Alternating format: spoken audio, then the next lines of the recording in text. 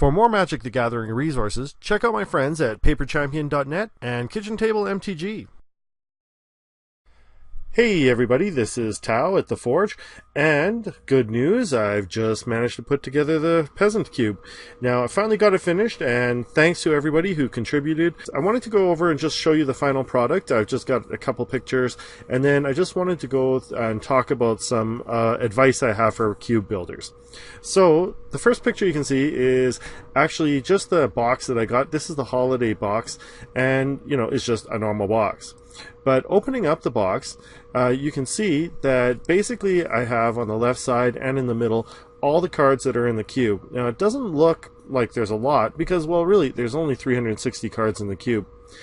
Those are all the 360 cards double sleeved with KMC hypermats, and you can see it takes about half of the box. On top of that is a Bad Beats, just a deck box that I got, and inside that is the dice, a spin down dice for all the players, and I don't have these yet, but there's going to be a number of tokens that are going to be required, like servos and other things like that. So I have to go through all the cards and just see what tokens are required, and then get some tokens and sleeve them and put them in there. Now the sleeves, of course, have to be different sleeves than the sleeves that I've sleeved the regular cards in. Now on the right you can see I have a whole bunch of cards, and those ones are all sorted, with dividers, and those are the dividers that came with the cube, with the box. And what those are is actually just the lands. Now the lands normally stay sorted, and that way when people build their decks, they can find their lands fairly easily. And then once they're done playing, they just basically take the lands out, put them back where they belong, and then we just shuffle up the regular cards as usual. Alright, so anyways, just going on, I had some advice that I wanted to just talk about. Now, I talked to a lot of people, like people down in my LGS. Thanks a lot to you guys too. You guys were really great. People online, and just by looking at different forums. And there's actually a number of different things that I think people really should consider. Now, the first one is color balance. Now, of course, if you look at my cube list on cubetutor.com, you'll notice that all the colors aren't exactly like 40 cards, but that's actually because some of them are counted as being like just straight red, but they're not actually straight red. Like another one is like Narnam Cobra, which is an artifact, but technically you need green to activate it, and so I counted that as a green card. So the colors are balanced. But in a lot of talk, people are like, oh yeah, you should have this one, this card in here. This card just wrecks everything. And like, for instance, a good one is Psychotog. Now Psychotog's in there, but I'm not sure if it's going to stay in there just because it's a super powerful card and it might just wreck everyone else. So you got to make sure that the colors are balanced, otherwise your players are going to see a card like that, and then every time they draft your cube, they're going to be just trying to draft that color, looking for that card, or else it's just going to influence everything, so everyone will be building around that card. The next thing I want to talk about is just flexibility in building. You got to be able to let people build a lot of different decks. So they should be agonizing over every pick, because there should be a lot of things that they could do. Now, the one thing with that is that a lot of, like, for instance, one of the people I was talking to said, oh, well, you should put this here and this here. And like, they made a number of suggestions, but the problem with that is that what you're really doing is you're building a whole bunch of just basic dual decks, and then you're mixing them up into a cube, and then when you draft, your players are just reassembling those dual decks anyways. And that's not really any fun, because what you're trying to do is get players to build and be creative.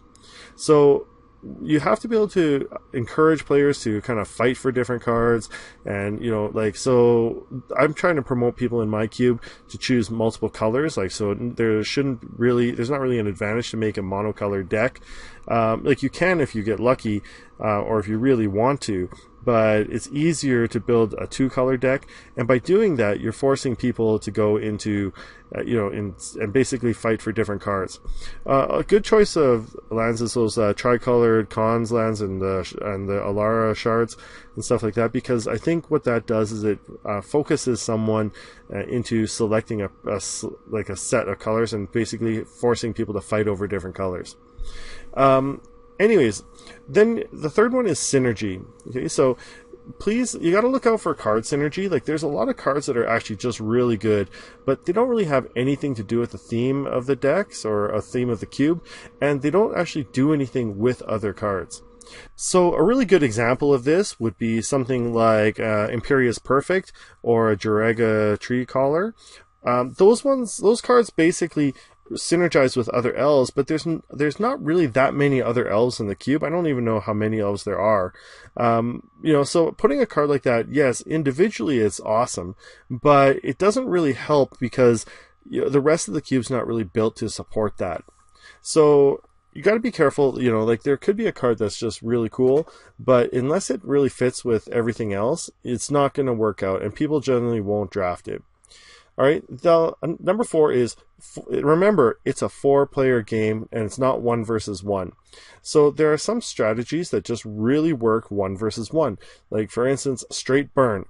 Right, so if you have like 4 rift bolts, 4 lightning bolts, 4 shocks and everything like that, yeah, that can really help. That can really wreck someone, when you're playing 1-on-1. But when you're playing that against 3 other opponents, you've got to burn down like 60 life, right? That's a lot, assuming no life gain. And in the meantime, like, let's say, for instance, you just come out and by turn 2 or 3, you just wreck someone and take them out. Well, the other 2 players are going to notice that, and they're going to go on the attack with you or attack against you. Now, remember, a lot of things that happen in multiplayer happens around being basically a quiet threat on the board, or making other people think someone else is a threat. So when you're really loud and you're just attacking like outright, then other players are going to see that, and they're going to be attacking you even if you're out of gas. And once you become a target, it's really hard for people to kind of stop targeting you. So keep in mind that the strategies and the cards that you pick have to be able to endure past the first, say, 3 or 4 turns, right? So ideally, you're looking for card synergies that can or card effects that can be like repeated over and over again, or things that have like lasting effects. Something that has like just a simple ETB trigger has to be really good in order for you to really want that card, right? So otherwise, it just let's say you have a 2/2 with a really good ETB trigger. Well, it enters the battlefield, but then after that, it's just a 2/2. Right? So unless that ETB trigger is really strong, it's something you might not want to have. Right? Anyways, number 5 is just fun. Right? So remember, people are playing Cube for fun. It's not competitive. It's meant to be casual and social. And really, like, some people, for instance, would say, let's put the Isochron Scepter with Silence or something like that. I don't even know if those cards are rares or uncommons or whatever they are. But let's say you suggest that. Well, okay, let's say someone manages to get that lock on someone. Well, you're not really having fun. Right? Like, that one person's probably going to have fun, but, someone else is probably not going to have fun. So we want to make the cube so that other people are going to enjoy and enjoy the experience and be sociable, and that's why a lot of the cards I chose allow people to really negotiate and stuff like that. A good one that I really like that demonstrates this is Invigorate. So Invigorate is a card where you can give one of your creatures +4/+4, but you have to give one of your opponents 3 life, and then you can cast it for free. Otherwise, you have to cast it for mana. But what that allows you to do is that you can negotiate with someone and say, "Hey, look, I'm going to save you and give you 3 life, so that I can cast this spell for free, but I want you to promise to do something else or not to attack me," or something like that. And that can create sort of a game politics that goes around, and really, I think that really helps. Like, for instance, you could put that on someone else's creature, right? And then give someone else +3 health. And so you're not even doing it for your own benefit. You're just influencing the board state. Anyways, those are some of the things that I wanted to just mention. Good considerations that I think that are important for cube building. Anyways, so what's next? Well, the first thing I want to say is please draft my cube.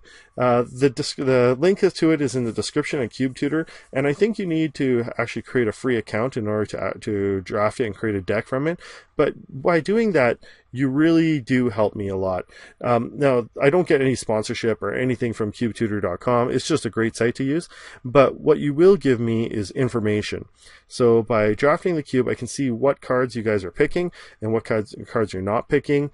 They have actually good stats on keep stats on what were the top picks, what are the last picks. And that way I can see what cards are not good in the cube or which ones people don't perceive as being good. And then another thing is just once you do that, leave comments in some of these videos and let me know what you think. Like, were some just awful, some okay, or whatever? Would you like to see something? And like maybe there's a strictly better version of something, that you might suggest. And then the last thing is just wait for the next set. Because cube is never done, right? So a cube is an ongoing project. So what I'll do is wait until Amonkhet comes out, and then when Amonkhet comes out, I'll be looking at the commons and uncommons there, and looking for new replacements to replace other cards in the cube. So anyways, that's what I'd really like. The only other thing I can think of is just to like and subscribe to the video. That really helps as well, because it lets me know what kind of things you like to see. But anyways, thanks for all your support in this. I had a really fun time making this. Thanks for watching, and I'll see you next time.